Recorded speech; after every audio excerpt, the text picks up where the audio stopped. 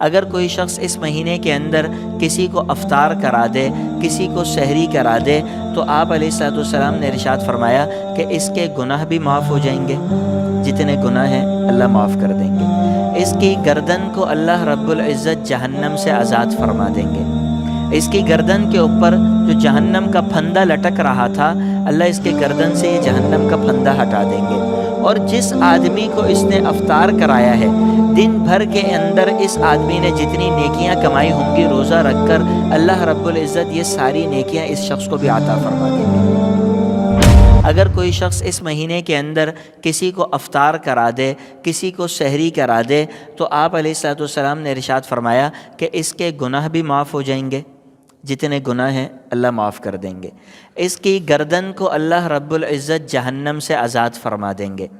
اس کی گردن کے اوپر جو جہنم کا پھندا لٹک رہا تھا، اللہ اس کے گردن سے یہ جہنم کا پھندا ہٹا دیں گے۔ اور جس آدمی کو اس نے افطار کرایا ہے، دن بھر کے اندر اس آدمی نے جتنی نیکیاں کمائی ہوں گی روزہ رکھ کر، اللہ رب العزت یہ ساری نیکیاں اس شخص کو بھی عطا فرما دیں گے۔ سال بھر کے اندر فروٹ چاٹ کھانے کا شاید تصور ہو کہ کھا لی جائے، اور افطاری کے اندر ہر روز کھا رہے ہوتے ہیں۔ وہ غریب سے غریب آدمی بھی رمضان المبارک کے اندر بھوکا نہیں ہوتا، اس کو کچھ نہ کچھ مہیا ہوتا ہے، میسر ہوتا ہے۔ اس کے سال کے 11 مہینوں کا مقابلہ اگر رمضان سے کر لیا جائے تو رمضان زیادہ کھاتا پیتا گزرے گا، باوجود اس کے کہ رمضان میں مہنگائی زیادہ ہے، باوجود اس کے رمضان میں طلب زیادہ ہے، باوجود اس کے رمضان میں ہمارا تاجر اپنے ایمان کے بجائے کاروبار کو بچانے کی فکر میں زیادہ ہے۔ اس سب کے باوجود بھی رمضان میں ہمیں جتنا کھانے کو ملتا ہے، اتنا کھانے کو 1400 سال گزرنے کے بعد بھی 11 مہینوں میں نہیں ملتا۔ اب کسی بھی شخص کو اٹھا کر دیکھ لیں، کسی بھی جگہ کے حالات دیکھ لیں، وہاں اگر آپ تحقیقات کریں گے تو معلوم ہوگا کہ سال بھر کا پھل رمضان میں کھایا جا رہا ہے۔ سال بھر کے ناشتے کے تکلفات سحری میں رمضان میں ہو رہے ہیں، اس کے بعد یہ پتہ نہیں چلتا کہ صبح 12 بجے ہو رہی ہے یا 2 بجے ہو رہی ہے، اور پھر ناشتہ مل رہا ہے یا نہیں مل رہا ہے، وہ سارے چیزیں اڑ چکی ہیں۔ یہ ساری چیزیں نہیں معلوم۔ یہ رمضان کے اندر اللہ رب العزت کی طرف سے مؤمنین کے لیے ایسی برکت کا انتظام ہے کہ ان کو ساری چیزیں ملتی ہیں۔ پھر آپ صلی اللہ علیہ وسلم نے اس مہینے میں کچھ کرنے کے کام بتائے۔ آپ نے ارشاد فرمایا من فطر فیہ صائما کان لہ مغفرۃ لذنوبہ وعتق رقبتہ من النار وکان لہ مثل اجرہ من غیر ان ینتقص من اجرہ شیء۔ اگر کوئی شخص اس مہینے کے اندر کسی کو افطار کرا دے، کسی کو سحری کرا دے، تو آپ علیہ الصلوۃ والسلام نے ارشاد فرمایا کہ اس کے گناہ بھی معاف ہو جائیں گے، جتنے گناہ ہیں اللہ معاف کر دیں گے۔ اس کی گردن کو اللہ رب العزت جہنم سے آزاد فرما دیں گے۔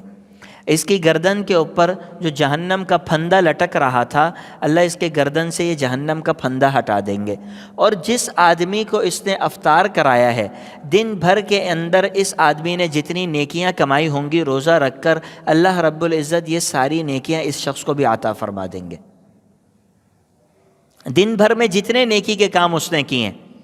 روزہ اس نے رکھا ہے، مشقتیں اس نے برداشت کی ہیں، بھوکا صبح سے لے کے شام تک وہ رہا ہے، آپ نے صرف اتنا کیا ہے کہ اس کو آپ نے افطاری کرا دی ہے، اس کے لیے افطاری کا انتظام کر دیا۔ 3 بڑی زبردست خوشخبری، ایک گناہوں کی معافی، جہنم سے آزادی، تیسرا اس شخص کی ساری نیکیاں جو اس نے دن بھر میں کی وہ اللہ رب العزت ساری آپ کو دے دیں گے، اس کو بھی دیں گے، آپ کو بھی دیں گے۔ حضرات صحابہ کرام نے عرض کیا یا رسول اللہ لیس کلنا ما نجد ما یفطر بہ الصائم، حضور ہمارے پاس تو اپنے پیٹ بھر کے کھانے کے انتظام نہیں ہے، ہمارے پاس تو اتنا انتظام نہیں کہ ہمارا پیٹ بھر جائے، ہم کسی اور کو افطاری کیسے کرا دیں گے؟ آپ صلی اللہ علیہ وسلم نے ارشاد فرمایا یعطی اللہ ھذا الثواب من فطر صائما علی مزقۃ لبن او تمرۃ او شربۃ من ماء۔ اللہ رب العزت نے تمہارے اوپر یہ لازم نہیں کیا کہ تم لمبے دسترخوان بچھا کر انتظامات کرو، یہ تم پر لازم نہیں ہے کہ تم اپنی جیب سے بہت زیادہ پیسہ خرچ کرو، بلکہ اگر تم ایک گھونٹ دودھ کا کسی کو پلا کر افطاری کرا دو، جس کے پاس دودھ میسر نہیں ہے، جس کے پاس دودھ میسر نہیں ہے، ایسا نہ ہو کہ ایک ایک گھونٹ دودھ لے کر افطاری کے وقت میں کھڑے ہو جائیں اور سب کو ایک ایک گھونٹ پلاتے رہیں کہ ہمیں سب کا ثواب مل گیا۔ جس کے پاس دودھ میسر نہیں ہے اس کو ایک گھونٹ پلا دو، جس کے پاس کھانے کے لیے روٹی کا ٹکڑا نہیں ہے، ایک کھجور اس کو کھلا دو. تمہاری اوقات زیادہ کی نہیں ہے، خرچہ نہیں کر سکتے، کوئی مسئلے والی بات نہیں ہے، ایک کھجور تو کھلا سکتے ہو، ایک کھجور تو خرید سکتے ہو، ایک کھجور خرید کے اس کو دے دو کہ ایک کھجور تم کھا لو. اچھا یہ بھی نہیں کر سکتے تو کم از کم اتنا کر لو کہ ایک بوتل پانی، ایک گھونٹ پانی اس کو پلا دو. اتنا انتظام کر لو کہ وہ لوگ جو راستے میں پھنس جاتے ہیں اور ان کے پاس پینے کا پانی نہیں ہے، انتظام نہیں ہے، جا کر ایک گھونٹ پانی ان کو پلا دو. یہ ضروری تو نہیں ہے کہ سموسے پکوڑے اور جلیبی لے کر ڈبوں کے اندر پیک کر کے بانٹی جائے، بلکہ یہ بھی تو ممکن ہے کہ ان کے افطار کے لیے ان کو ایک گھونٹ پانی اور کھجور پلا کے افطار کرا دو.